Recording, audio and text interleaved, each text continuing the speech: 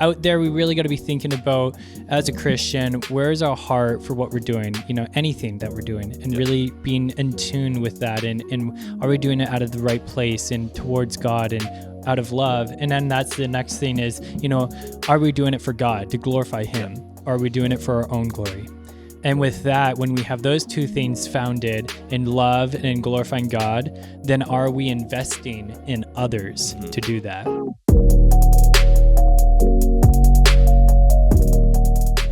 Welcome to Christian Topics Podcast. We're so glad to have you here again. Today we have with us Aiden. Welcome. Thank you for having me. Excited to be here. Yeah, and so what we're going over today is heart posture in ministry and what that looks like. Yeah, I think a lot of those issues that we get so complacent about, those like little things that we pick up on once we get so involved with ministry and like on that team, I think it's so easy to lose sight of the big problem. And being that, like how well are we doing to bring in new people? How much are we trying to actually go to our neighbors? How are we sharing Jesus with other people when it's outside of a Sunday service, when it's outside of the coffee bar? How are we reaching out to those people to bring them in? And I think that's one of the biggest problems, is that we get so honed in and we focus so much on issues within the church that we completely lose sight of the issues outside of the church, and which can be miraculously changed and like lives renewed by just like that one invite and that one handshake, that one hug. And yeah, like so easy to forget, like as a church, like we want to be reaching out to new people and seeing new people, not because we want these big numbers, because like numbers really mean nothing. It's about like the people, and we want hearts. We don't want, an extra tally, right?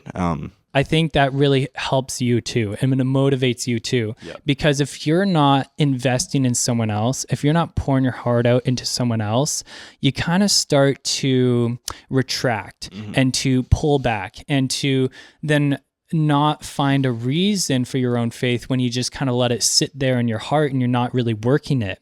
We got to work it like a muscle. If you don't keep working your muscle, your muscles will atrophy and shrink and go away. And so our faith needs to be worked like a muscle and continue to grow, and then to share and to pour out into others and invest in others. And that whole discipleship, exactly what Jesus calls us to be, right?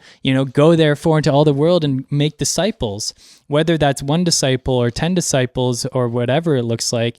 Even just having that will grow your own love and faith and patience and kindness and understanding of the word, because now you're having to invest in it to then share it. And that will give you a lot more purpose and passion in your own daily life. Yeah, like I think I see really often that, again, like people come to church and they get like, like I'm saved and I love Jesus. Like now how can I be on this team? And that's awesome. Like I think in the church we need servant leaders, but that's the term, servant leaders. There's so much more to service than stacking chairs. Like it's a whole part of leadership. And I've seen service be almost empty in a sense. And have heard on, multiple occasions, like guess what? Like I serve on 6 teams. I'm on this team, I'm on this team, I'm on this team, I'm on this team. And you hear that, then going forward in their week, it's not Christian living at all. Again, like I think that can be such a lack of stewardship. I think that that's a culture that gets raised up by leaders or people who are trying to lead, but maybe not doing it in the correct ways. Like how can we transform that culture to be like, hey, like I'm serving because I want Jesus to be exalted. I'm serving because I want him to use me. I'm serving because I want other people to know the life change that I had. And I think that service should come out of that, and that your passion for serving and leading should come because you love Jesus and like because of what he's done in your life. And it shouldn't just be like I've my Wednesday's free, my Monday's free, so this is just something to do on the side, right? Fill my time so I'm not bored. It's like there's so much more than just that. Like it's a ministry, and that's something that should be taken seriously, is like people really follow other people's actions. You want to be leading with a heart that's leading towards Jesus, not leading to yourself. it makes me think of the whole fasting. When Jesus talks about when people fast, like, are you fasting to dirty your face and to, share it to everyone and to look tired and be like, oh, I'm fasting. It's been a week. I'm starving. Like, see how spiritual I am. Or is it more like how Jesus says, no, like wash your face, comb your hair, like make yourself look normal as your everyday and don't tell anyone and let it be between you and God. Right. And like same as when he talks about prayer, like don't pray in a glorified, boastful way of all these famous, fancy words and stuff, right? In your prayer, but do it in your closet. And not to say that you can't pray in public, but it's to say that where's your heart posture? And with a lot of it, it's like, are we going back to where's our heart? And is our heart for God? Like King David, he had so many flaws and mistake, but yet God saw his heart and David's heart for him. And it goes back to, what he said in the Psalms, search my heart, O God, and reveal to me the things that need to change. And that prayer is such a powerful prayer of just these subtle things that you may not be thinking about, that's not fully on your radar, and you're like, okay, God, I'm humbling myself to then be more humble and loving to you in ways that I can glorify you and reveal to me the things in my heart that I'm not realizing, the things that I'm doing that I'm not realizing. There is a part of us that needs to always be weary of being prideful and be aware of how can I be humble. Yeah, I think pride is something that you have to constantly be checking your heart with.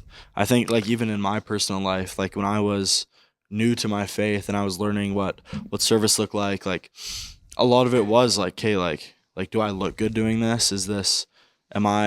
I was new to my faith, figuring out what it looked like to serve, like starting to like kind of understand those basic concepts.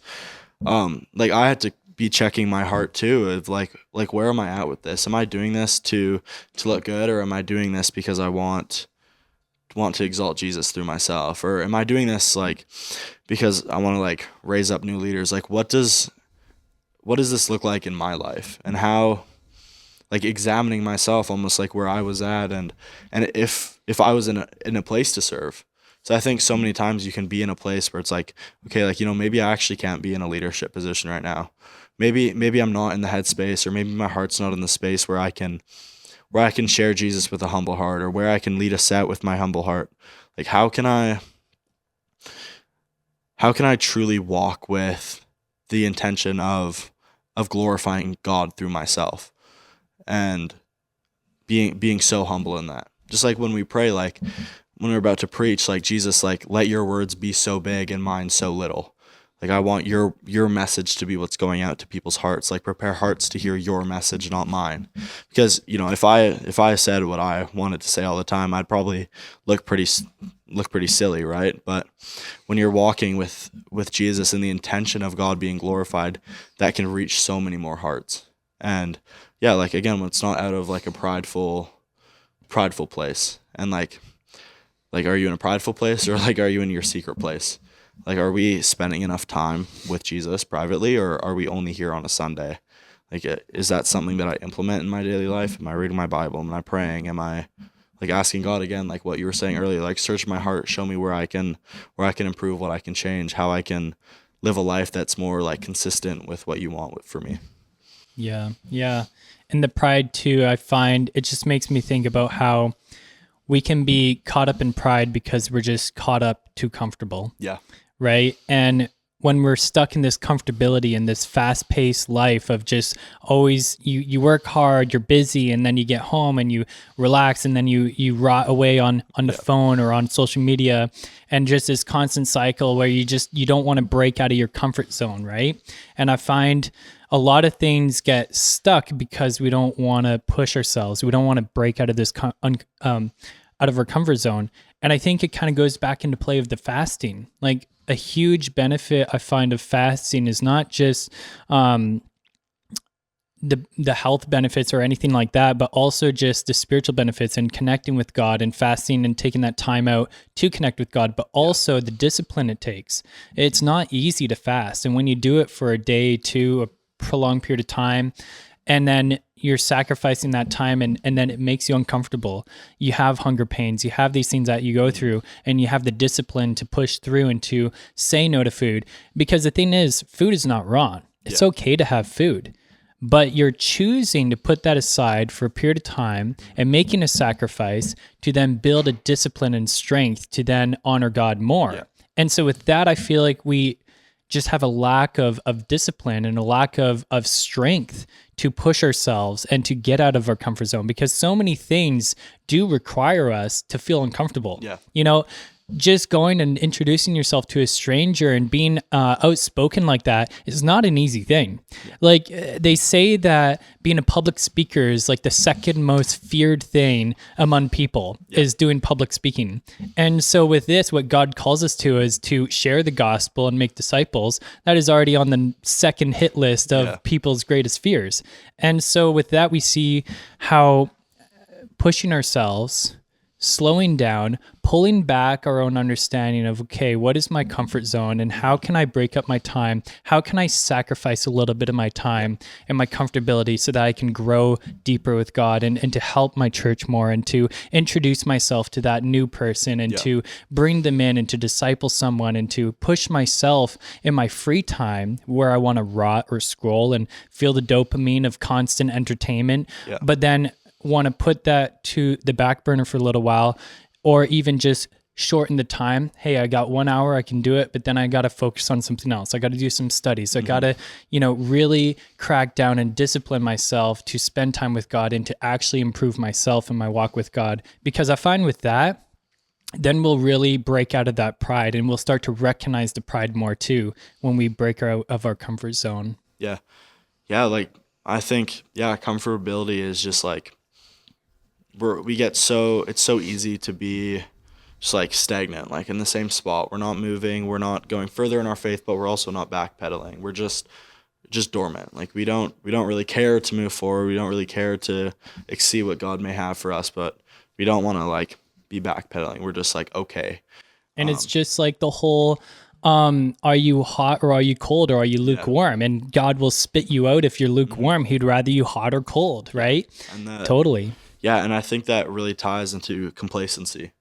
I think in ministry it can be so easy to get complacent, and like I've seen before, a few times is I'm not fully leading this summer camp team. I'm just helping out. Like that sucks. I hate that. Someone else got to do it, and that's not leadership at all. Your leadership should look like opening those doors for other people and being okay not being first, being okay to like walk through that door second.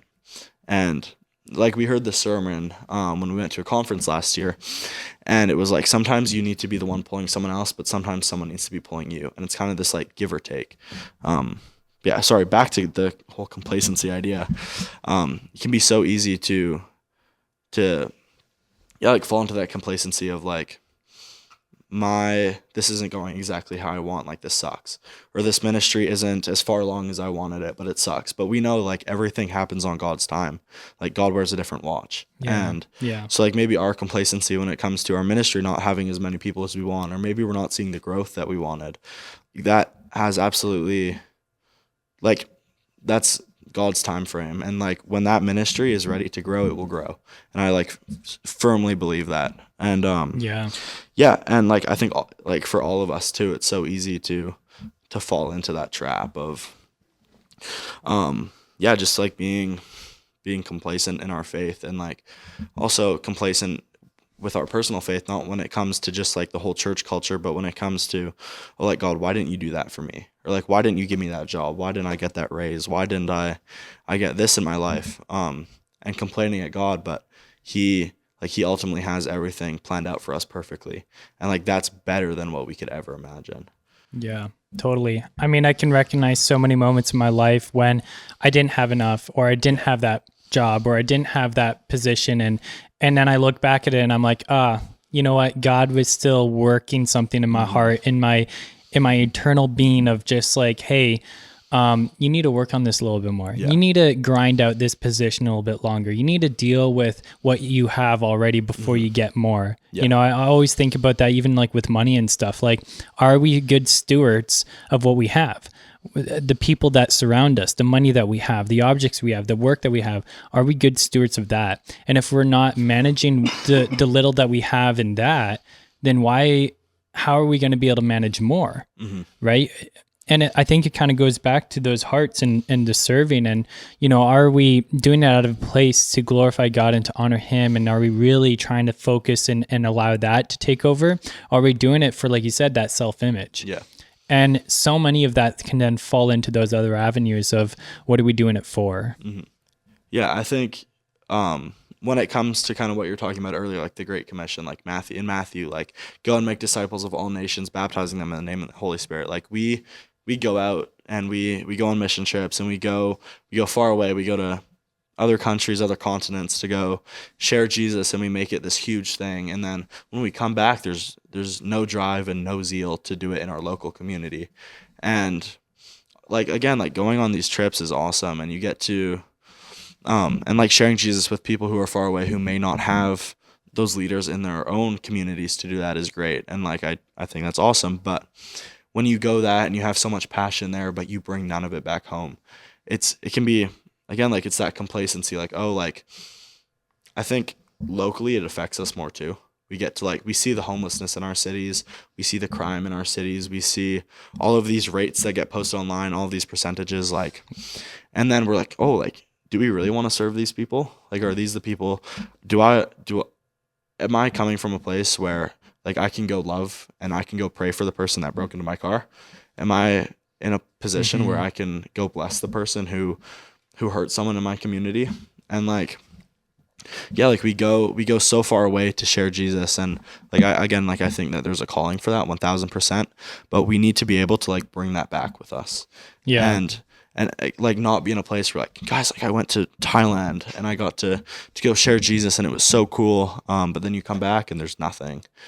I think what I see is maybe there's a bit of a fear to do it more consistently. Yeah. Maybe it's fun or even bearable for a season, but then to kind of implement that in your daily life, maybe fearful or challenging or too much to take on for some people. And with that, maybe they just need someone else to walk alongside with them to spark that interest or to kind of build up that confidence outside of the fear of serving or reaching out to those communities after a mission trip and taking it more locally. I think there's a huge important, and I think as Christians, we should be called to try and implement more of our understanding and servitude to those in our own communities. But then we may have a bit of a fear of doing that on a daily basis or the interactions, or, maybe you're sharing and then all of a sudden the person is actually receiving it and is interested. And you're like, oh, wait, I haven't had this moment yet. Like now I have to invest in this person.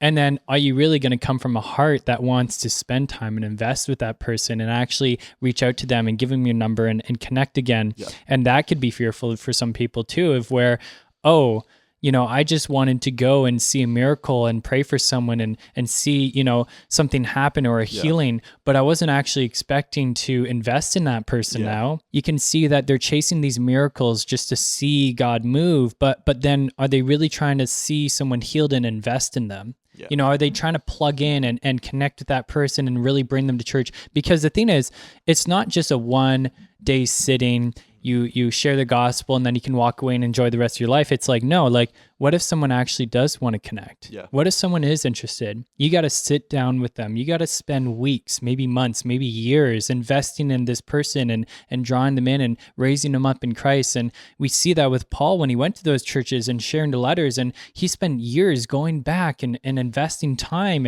and he would stay there for a while. Not that we need to move and stay places to invest in people, but invest in those that are even around us already, that God has put in our lives. And when we reach out and share the gospel and someone reciprocates it and wants to know more, are we ready to, and do we have the words in place to be like, oh, these are the next steps. Yeah. Let me help walk through that with you, right? And I think that's kind of what I'm hearing is, we do these mission trips, we have these bursts of energy and excitement and joy, and then we come back home, we kind of get sucked back into those cycles. We get sucked back into our comfortability, right? Yeah. We got out of our comfortability for a season, but then we want to stick back in it when we get back in our normal routine. But then if we're actually called to live a daily life outside of our comfort zone, that can be hard. That can be scary. Exactly. Yeah, like again, like going on to that comfortability that you were talking about earlier, it's so easy to to be comfortable serving in our church. It's so easy to plan for months this trip, and we go on it, and like we know down to the minute, well, relative kind of what's going on, and like we have this big plan. And that's like, it's comfortable for us. Like we know what's happening. It's calculated. But when we go out and we just like, we're like, okay, we're going to walk the streets and see who God wants us to speak to today. It's like, you don't know who you're going to find. You don't know what you might encounter. You don't know if that person might be violent. You don't know if that person will be like fully willing to receive Jesus. And that's like it's like a huge part, is like stepping out. And I think that was like even a struggle for me at first, was when I started like wanting to do more street ministry and wanting to actually go out and share Jesus instead of just like in a small setting. It was like, how can we make this local? And it was like, okay, like I need to be willing to be used by God. And it's like that humble heart that took me time to develop, was like, how can I be fully surrendered to him, to let him use me for his will?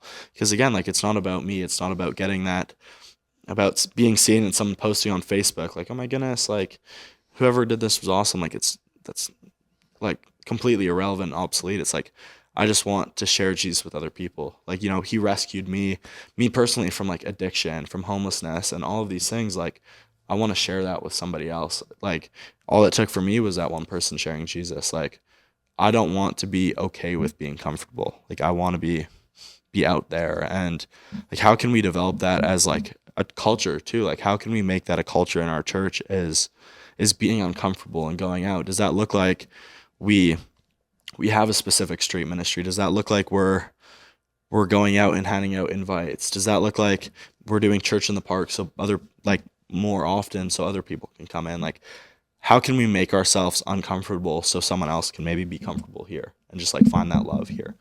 Mm-hmm. Yeah.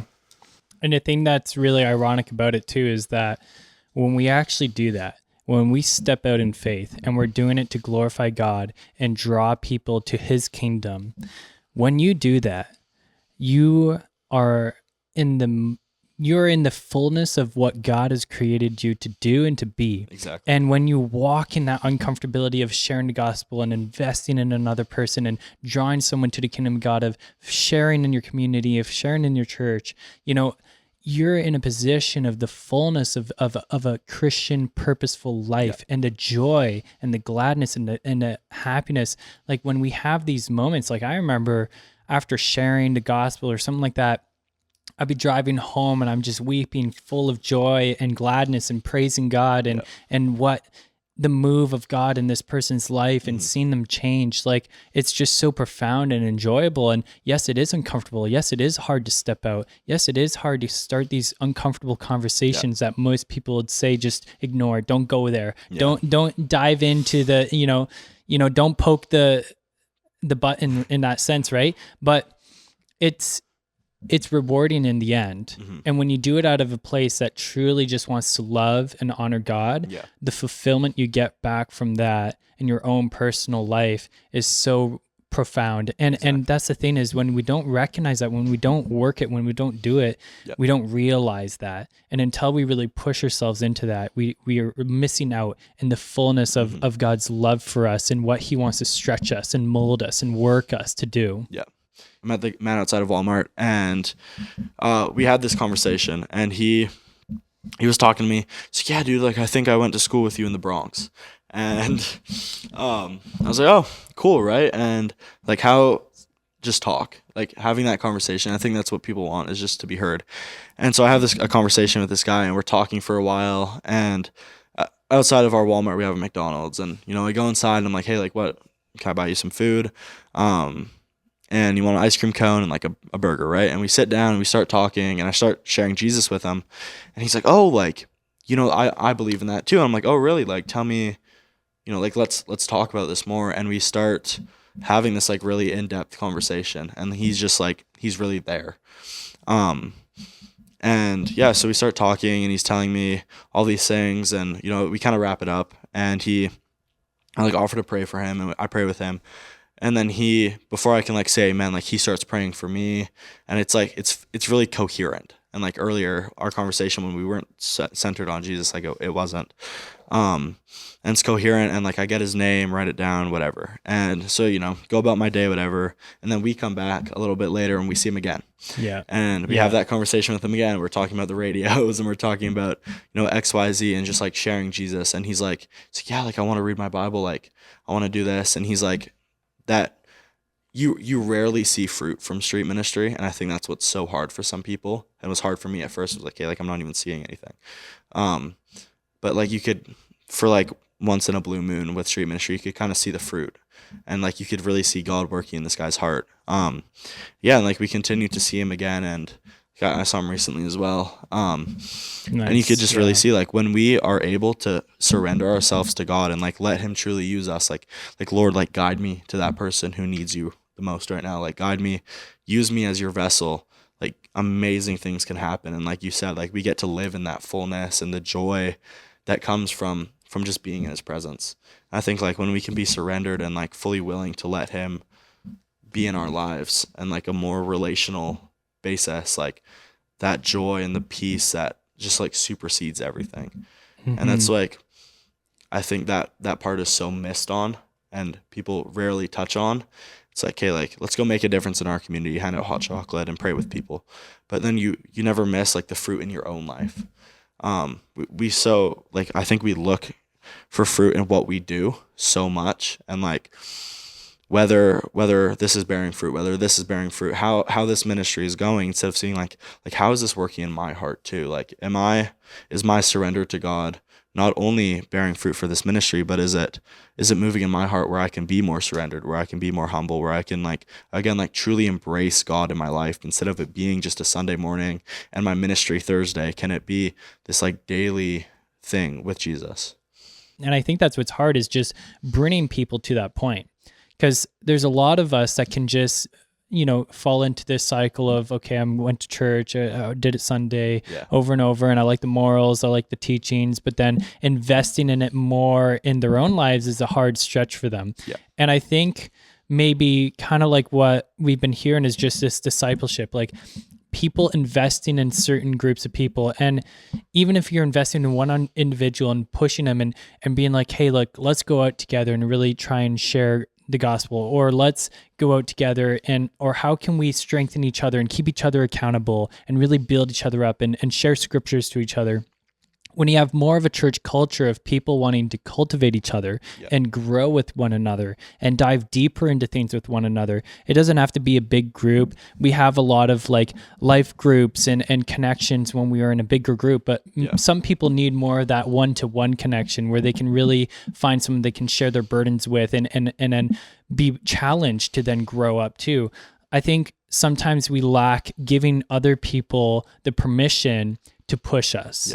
The permission to drive us forward and to then, tell us when we've done wrong, and then be able to take it and be like, I've given you the permission to recognize that in me and help me grow and be stronger in my walk with God. And so I think if we have more of these one-to-one discipleships to then draw more of that 80% of the church into the fold of being more, active and being more willing and being more stronger in their daily scriptures and readings and sharing and expression and community, it's like then we'll really start to see more of that investment in one another and what can come out of that too.